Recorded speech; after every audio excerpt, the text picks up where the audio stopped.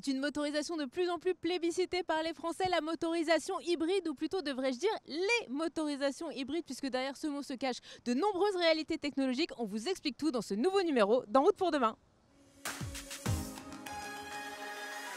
En route pour demain, présenté par Pauline Ducamp sur BFM Business et Tech & Co. L'hybride, c'est la motorisation qui cartonne en ce moment. C'est environ un tiers des immatriculations de voitures neuves. Et sur les 3 premiers mois de l'année, eh bien, les immatriculations de voitures hybrides ont même dépassé celles de voitures essence. Mais alors derrière ce mot d'hybride, eh bien, en fait, il y a plein de réalités technologiques qui se cachent. Alors la toute première hybride, elle avait été commercialisée en 97. C'était la fameuse Prius de Toyota. Mais depuis, la technologie a bien évolué. Il y a en fait différentes familles d'hybrides. Et c'est ce que nous allons vous expliquer dans ce numéro spécial d'En route pour demain. Quels sont les avantages, quels sont les inconvénients de chaque technologie, à quel conducteur chacune s'adresse. Nous avons 4 technos, nous avons donc pris 4 voitures et la première technologie dont nous allons vous parler, eh bien, c'est l'hybride léger. En fait, c'est le premier niveau d'hybridation que vous allez pouvoir rencontrer sur la route. Julien Bonnet et Bastien Potti nous emmènent à bord de la Suzuki Swift en hybride léger 12 volts.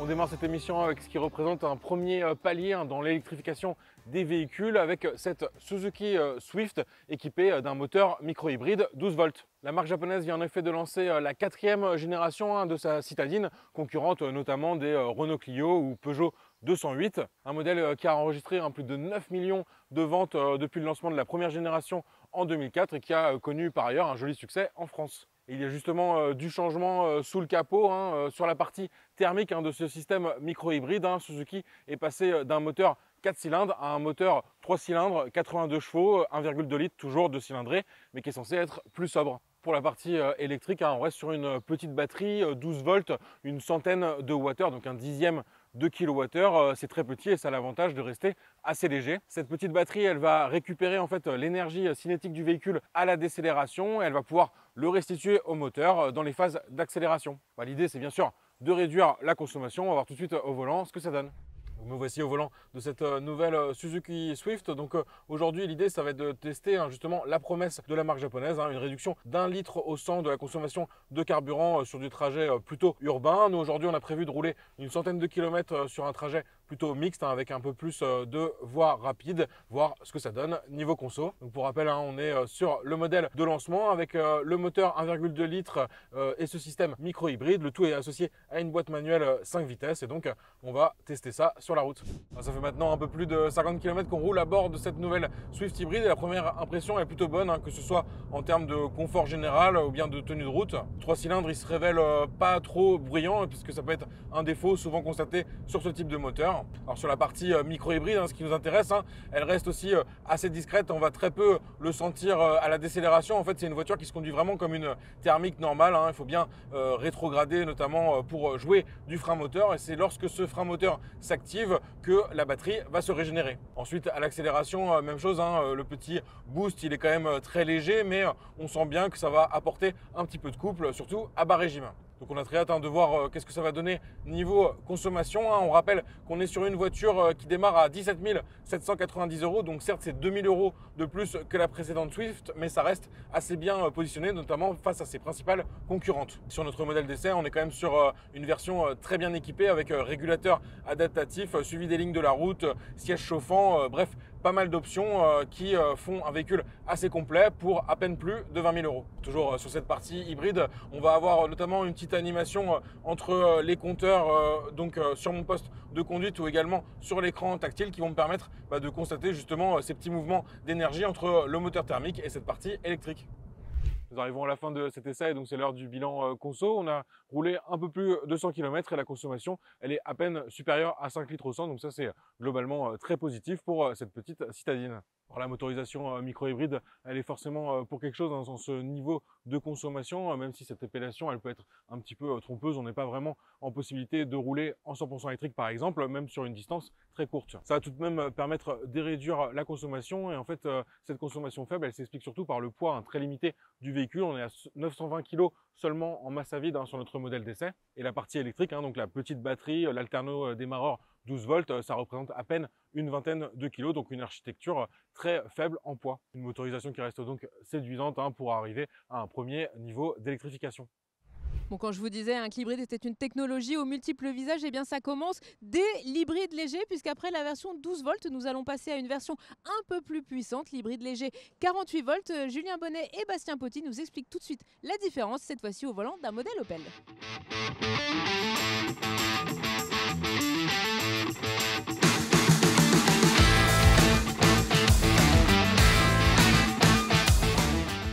Oui, on passe en effet à un deuxième niveau d'hybridation légère avec ce coup-ci une technologie 48 volts qui est désormais assez répandue dans l'offre automobile. Donc on est toujours sur une technologie mild hybride qu'on retrouve aussi sous l'acronyme MHEV ou micro-hybride, comme ce qu'on avait chez Suzuki, sauf que là la tension elle est supérieure, on passe de 12 à 48 volts et donc on a d'autant plus d'espoir de diminuer la consommation. Comme exemple, nous avons choisi cette Opel Corsa. La marque allemande propose en effet depuis peu une offre baptisée hybride, une appellation d'ailleurs un peu trompeuse puisqu'il ne s'agit pas de full hybride ou hybride non rechargeable qui permet de diminuer beaucoup plus la consommation. Alors on est vraiment sur une cousine de la Peugeot 208, les deux marques elles font partie du groupe Stellantis et donc cette technologie hybride elle est proposée en alternative au 100% thermique ou au 100% électrique.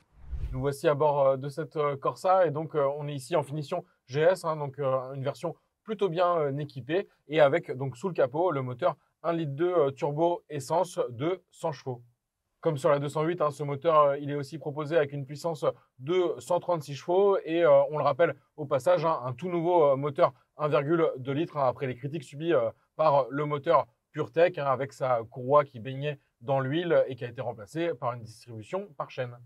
En complément de ce bloc thermique, on retrouve sur ces versions hybrides une nouvelle transmission à double embrayage électrifiée et associée aussi à un petit moteur électrique de 21 kW, donc environ 28 chevaux.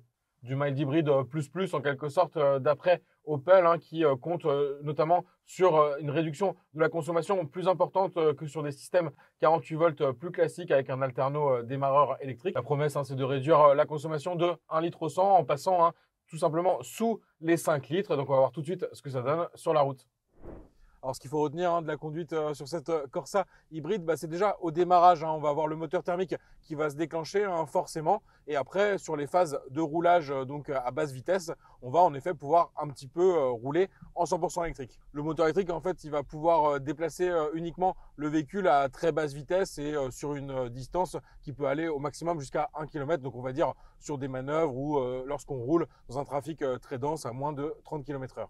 L'autre rôle, ça va être d'accompagner le moteur thermique dans les phases d'accélération et en décélération, récupérer l'énergie, notamment via du freinage régénératif pour alimenter la batterie 48 volts.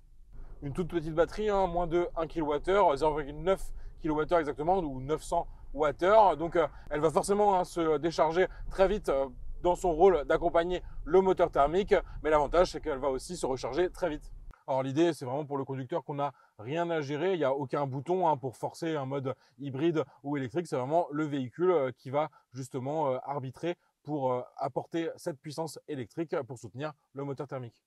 Alors ce qui est plutôt bien fait, c'est qu'on entend beaucoup de bruit électrique qui s'active lorsqu'on décélère donc pour recharger la batterie ou lorsqu'on accélère, des fois des petits bruits justement de moteur électrique. Et en fait, on va pouvoir voir directement si le système hybride il est actif. En fait, les chiffres de la vitesse vont apparaître en bleu lorsqu'on a cette hybridation en marche et sinon, ce sera en blanc quand on est uniquement sur le moteur thermique. On a roulé un petit peu plus de 50 km, donc pour se faire une idée justement de cette consommation réelle. Et là, on est à 6 litres au 100. Donc c'est peut-être un petit peu supérieur à ce qu'on attendait, sachant qu'on est à une vitesse moyenne de 25 km/h. On a roulé principalement en ville et sur des petites voies rapides autour de Saint-Germain, donc en région parisienne. Alors sur la première partie du trajet, j'étais resté en mode de conduite normal et c'est peut-être ça qui explique qu'on a un petit peu plus consommé que prévu. Et depuis que je suis passé en mode éco, donc sur environ 30 km, on est en effet à une conso sous les 5 litres au 100 à 4,6 litres exactement. L'autre information intéressante qui apparaît à l'écran, c'est le taux de roulage en électrique. Et là, depuis le début de notre parcours, on est à 47%. Donc on reste sur une petite citadine polyvalente 100 chevaux, donc la puissance reste assez raisonnable et on sent vraiment par contre que cette hybridation légère, elle va lui apporter un peu de couple, notamment pour accompagner les accélérations et ça c'est toujours agréable. Un bilan conso plutôt prometteur donc pour cette technologie 48 volts chez Stellantis et en l'occurrence sur cette Opel Corsa. Cette Corsa micro-hybride 100 chevaux, elle démarre à partir de 22 200 € en France et donc ça représente un surcoût de 800 € par rapport à la version thermique équivalente sans micro-hybridation. On est en revanche bien en dessous, et c'est plutôt logique, de la Corsa 100% électrique pour laquelle il faut compter tout simplement 10 000 € de plus, bonus écologique de 4 000 € déduit. Place désormais au véritable hybride, celui qui a été inventé par Toyota. Alors il est aujourd'hui utilisé par d'autres constructeurs, notamment Renault, qui après avoir misé uniquement longtemps sur le 100% électrique, ajoute aujourd'hui à ses gammes des modèles hybrides. Alors comment fonctionne ce full hybride, comme on dit en anglais? On retrouve tout de suite Julien Bonnet et Bastien Potti au volant d'une Renault Clio pour tout nous expliquer.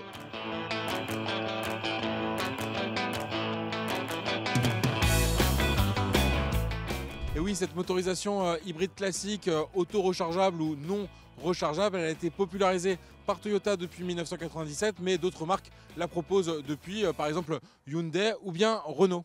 Et c'est le cas de cette Clio E-Tech full hybride, si on reprend la dénomination commerciale utilisée par la marque aux losanges. Une version d'ailleurs qui connaît un joli succès puisque ça représentait une vente de Clio sur 4 l'an dernier. Et depuis le début de l'année 2024, on est même sur une vente sur 3 en hybride pour cette Clio. On parle aussi d'hybride série parallèle puisque en fait cette motorisation elle va pouvoir fonctionner uniquement en électrique, 100% en thermique ou bien en combinant les deux. Et oui, donc le principal avantage par rapport à l'hybridation légère dont on vous parlait en début d'émission, c'est qu'on va avoir une capacité de batterie plus importante, une tension aussi plus importante. Et donc cette batterie va pouvoir alimenter un moteur spécifique électrique et qui peut fonctionner indépendamment du reste. Et donc ça va d'autant plus permettre de limiter la consommation. Alors un fonctionnement qui peut paraître complexe, mais en fait c'est assez simple. Je vais tout de suite vous montrer à l'intérieur à quoi ça ressemble.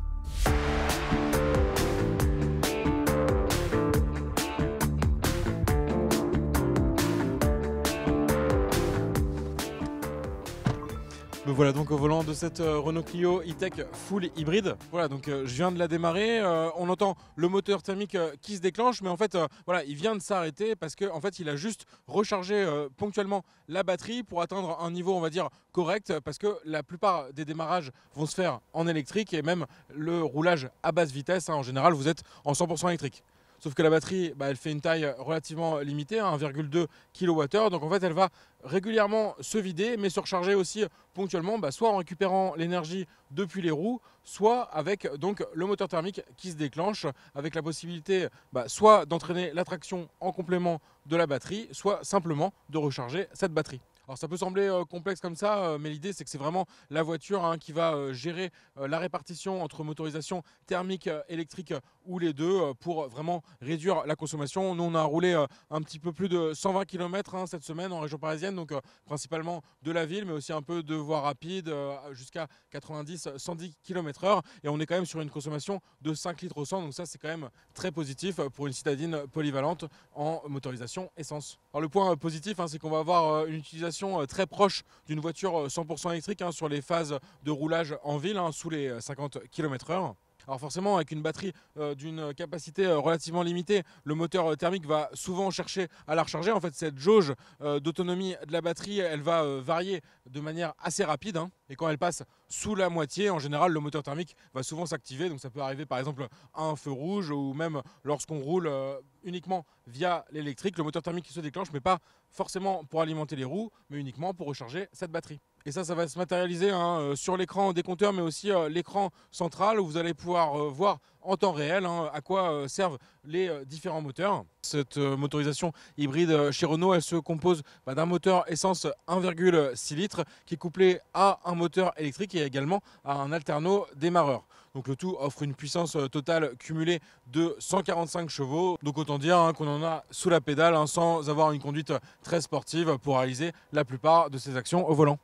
Alors logiquement, on est en boîte de vitesse automatique, on ne va pas avoir à se soucier du passage de rapport. Le seul choix qu'on va avoir finalement au niveau de la marche avant, c'est un mode roue libre, le mode D, drive, et un mode B pour break qui va maximiser le freinage régénératif. Donc quasiment un mode one pédale pour aller jusqu'à l'arrêt simplement en relâchant la pédale de l'accélérateur. Alors bien sûr, on a une petite touche EV ici sur le tableau de bord qui va permettre de forcer le mode 100% électrique, mais je ne recommanderais pas en fait cette utilisation parce que la batterie elle est une taille tellement limitée justement qu'il vaut mieux laisser le système arbitrer. Le but ça va être au final de réduire la consommation et nous au vu de notre essai c'est plutôt mission réussie.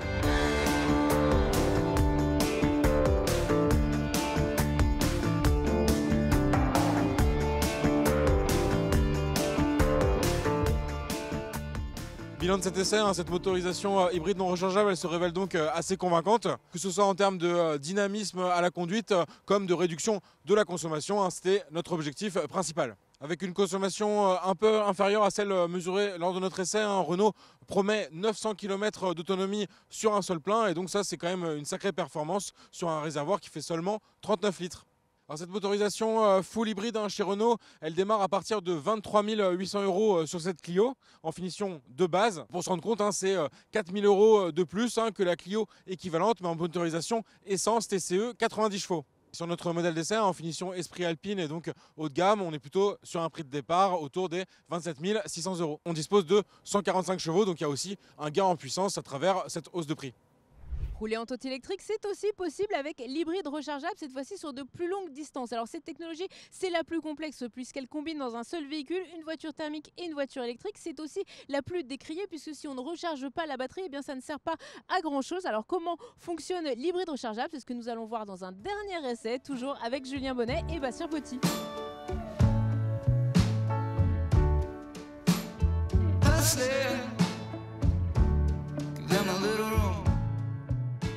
Et oui Pauline, on termine par cette motorisation hybride rechargeable qui fait souvent débat. Une motorisation qui va avoir différentes appellations selon les marques. C'est par exemple GTE chez Volkswagen ou hybride plug-in chez d'autres marques.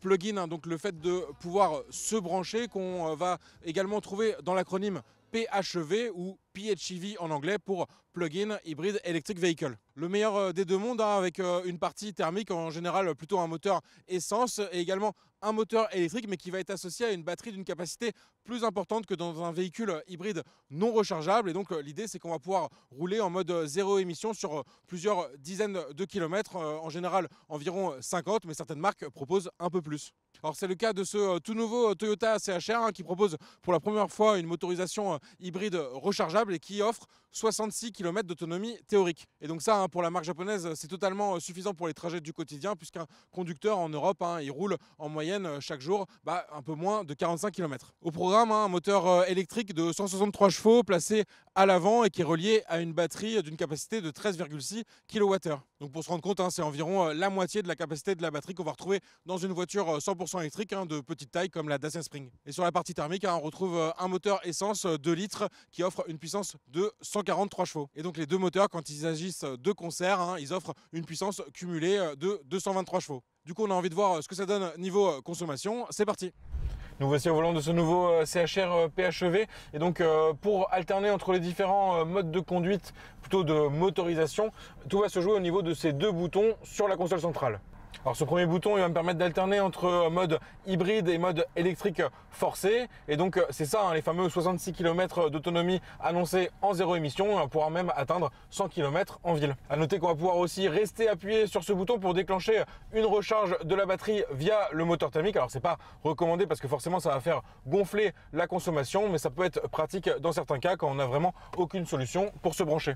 Pour recharger la batterie, il est vraiment recommandé de justement trouver une borne de recharge, soit à domicile ou sur son lieu de travail ou une borne de recharge publique. Et dans ce cas-là, il faudra compter 2h30 pour passer de 0 à 100%. Le deuxième bouton, donc pour nous, ça va vraiment être le mode à privilégier. En fait, ça va être un mode qui va automatiquement alterner entre hybride et électrique uniquement. Alors ce mode il va vraiment chercher à maximiser la conduite 100% électrique. C'est ce mode qu'on a testé en premier qui s'est révélé assez prometteur avec un taux très élevé de conduite 100% électrique et surtout un confort lié justement à cette motorisation zéro émission. C'est silencieux, c'est assez dynamique quand même en reposant uniquement sur la partie électrique. Et on a également une direction qui va se montrer assez souple mais tout de même assez précise et donc ça va participer vraiment au confort de conduite de ce tout nouveau CHR PHEV. En forçant le mode 100% électrique, on a roulé un peu plus de 60 km ce matin avec une part importante de ce roulage sur autoroute à 110 km/h. Un scénario dans lequel le véhicule est d'ailleurs repassé quelques fois en mode hybride en activant donc le moteur thermique. Ça c'est ce qui explique notre taux de roulage électrique qui apparaît au compteur de seulement 87%. Assez logique, en fait, la voiture va chercher à conserver de la batterie et va donc dans ces phases de roulage à haute vitesse passer plutôt sur le moteur thermique afin de conserver de l'énergie électrique pour les phases de roulage en ville notamment. On peut ajouter que ce CHR est équipé d'une fonction de géolocalisation et donc selon l'itinéraire programmé dans le GPS, il va chercher encore une fois à maintenir un certain niveau d'autonomie lorsqu'on arrivera dans une zone à faible émission, les fameuses ZFE, qui se développent dans les grandes villes de France et même d'Europe. Sur cette phase de roulage 100% électrique, on a consommé environ 20 kWh au 100, ce qui reste plutôt un bon score. L'idée était ensuite de circuler batterie vide et donc ce CHR il passe alors en mode hybride classique. Il conserve une petite part de batterie pour fournir une assistance au moteur thermique. Sur une vingtaine de kilomètres, batterie vide donc et principalement en ville et sur des petites routes, on a consommé moins de 5 litres au 100, donc ça c'est plutôt prometteur. Alors cette motorisation hybride rechargeable, le meilleur des deux mondes, ça a forcément un prix assez élevé. En France, les tarifs ils démarrent à partir de 35 000 € avec un MG EHS. Alors ça c'est vraiment le prix minimum. Souvent sur l'hybride rechargeable, il faut compter un budget au-delà des 40 000 €. Ce CHR PHEV, il ne fait pas exception avec des tarifs qui débutent à partir de 44 990 €. Et ça c'est tout simplement 10 000 € de plus que le CHR en hybridation classique. Voilà, c'est la fin de notre émission spéciale hybride. J'espère que nos explications, nos essais vous auront permis de vous faire peut-être une idée un peu plus claire sur la technologie finalement la plus intéressante selon les cas d'usage de chacun. Merci à tous de nous avoir suivis le week-end sur BFM Business et puis tout au long de la semaine en multidiffusion sur Tech & Co. Prenez soin de vous et à la semaine prochaine. En route pour demain, la mobilité sous toutes ses formes sur BFM Business et Tech & Co.